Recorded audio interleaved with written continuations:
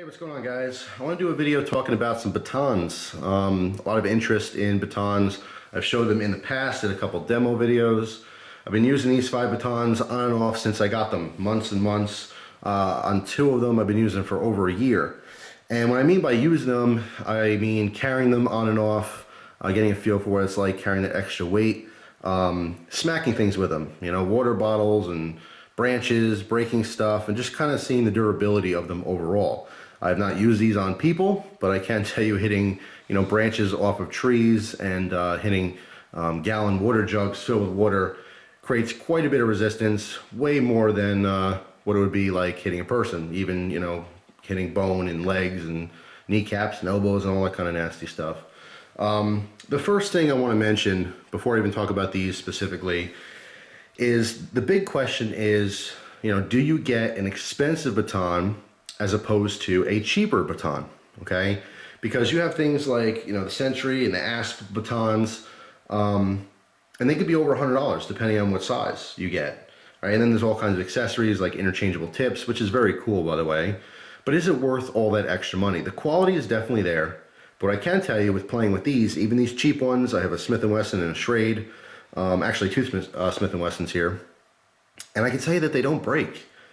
Hitting so many different things with this, just trying to test its durability, trying to get it to bend, snap, break, fall apart, it just doesn't happen.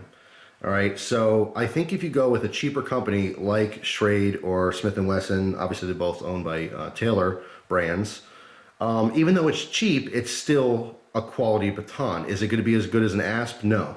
The steel they use is not as good. The heat treat is not as good.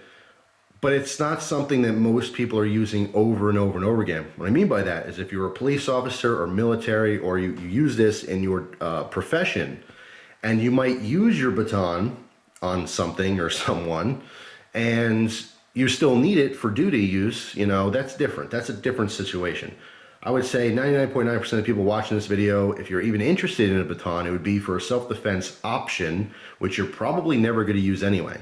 But I'm here to tell you, even after using a bunch of cheapos, and I've used probably 3 or 4 different batons. I have a spring baton from, like the 60s. I've had a couple Chinese, like $15 batons I've gotten at flea markets and beat the crap out of everything from stumps to, all kinds of stuff. When you're a kid, you kind of play around with these things.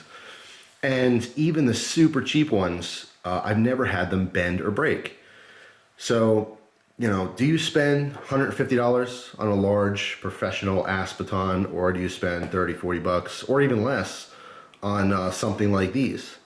I truly can say that from experience now, not with people, but with many different hard objects, that it doesn't really matter as far as performance.